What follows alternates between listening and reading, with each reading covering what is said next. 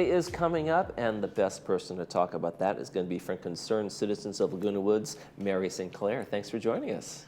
Thanks, Michael. I'm really pleased to be here. Yeah, it's going to be great. You guys have a big Earth Day celebration coming up. Tell us a little bit about the event, why you put it together, you know, the whens, the wheres. Okay, well, as we probably all know, there is an International Earth Day. It actually started in Santa Barbara with a bad spill over 50 years ago, and that prompted people to get up and get moving and take action. And right now, it's the biggest event on the globe with what, it's a really billion grown. people. From when I was a young kid, I mean, I heard maybe a little bit about it and that kind of thing, but it's really blown up around the world. It's epidemic, or epic, whatever is the better word. 200 countries, so every year it gets bigger. And Earth Day organization each year has a theme, and this year the theme is Planet over Plastics.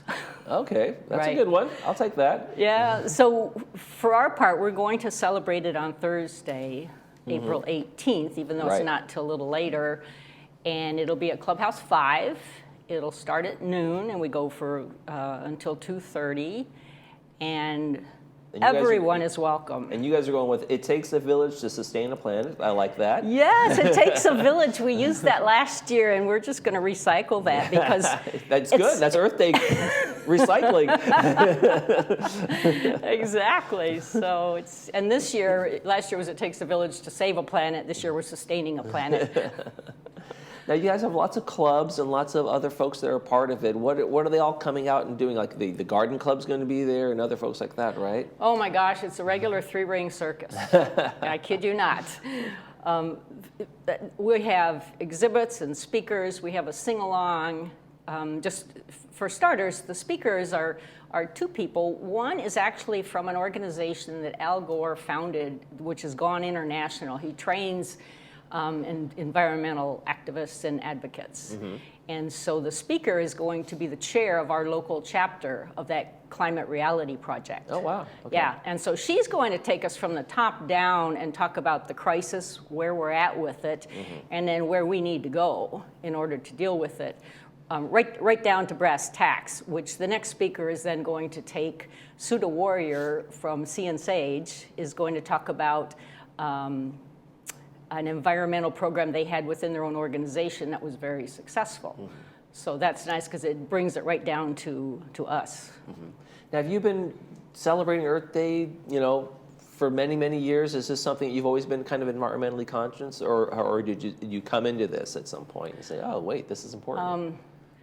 Me, I've kind of been on the periphery. I kind of wandered into one Earth Day before, you know, the before times. And I was impressed with what was there and was astonished not more people were there. And then fast forward now, I've joined Concerned Citizens, I'm chair of the Environment Committee, and I find myself doing the event now. You're fully immersed. I am fully immersed. Yeah, it's just totally exciting. The big take home for me is how many good people we have out there. Oh my gosh, people who care, who willing to go to bat, you know, for what they believe in. People doing big things, people doing small things. I mean, we're really a very active community. Yeah, do you get a sense of community when you put one of these things on, that people are coming together and they all want to kind of work together and make it happen? Yes, because everybody's on the same page. Like, we now have a real pickle we have to get out of. And it's very tangible. And so we have our marching orders, and it's like, what do each of us want to choose to do? Which brings us back to the three-ring circus. So we'll have 4 organizations that are what I would call wildlife conservation. We're going to have Sea and Sage Audubon, and they're going to bring a lot of people. We have a lot of residents who belong to these clubs. So that's one group. Sierra Club's local chapter, Sierra Sage, is here, and they're one of the longest standing organizations. Pacific Marine Mammal, which we know and love because they're the veterinary savers. Absolutely. Right, and so they come each year also. And then new is Laguna Greenbelt, which is the local organization that actually preserved the wilderness right behind us a long time ago. And so they're continuing to work. When they were working with the Irvine Company for a long time on that. Right, and so now their project is creating an Irvine to Laguna beach corridor Okay. for wildlife so that they can, stay healthy and keep migrating. And then also, not a not-for-profit, but we're having the toll road is coming in to talk about their very successful program preserving wilderness area along the road and protecting the animals. Yeah, and they do great little wilderness tours as well. I don't know if you've been on one of those, but they'll walk you through, especially during wildflower season. They'll walk through there and talk about all the native plants and the native animals in those areas. Right, and so this is the place to go find out more about all those walks, because all these groups do those walks, and they're all wonderful. So we've got that. We've got the 2 climate groups. Climate Action Campaign is the other one. Now you guys are gonna have a sing-along. We are not. Tell me about that. The Kumbaya We don't have kind of just thing? a sing-along. This is a ukulele sing-along. Okay, here we go. Yeah, we got the ukulele band is practicing this afternoon, getting ready. We picked some rousing songs. We're putting the words up on a screen so people can see it. It should be just a whole lot of fun. It sounds good. And you have a quilt that's going on too? The Crazy Quilters Guild Okay. have designed and created 2 quilts for us to raffle off, and so those will be available, visible. Okay, and Truth in 10, what is that about? Tell me about Truth in 10. This is an Al Gore slide presentation. Okay. And that group has become super well known for their really excellent visual presentations. Yeah. So, and it kind of plays off the Inconvenient Truth, that documentary from years ago, right? yeah, he has a way with words. Oh, yes, yeah.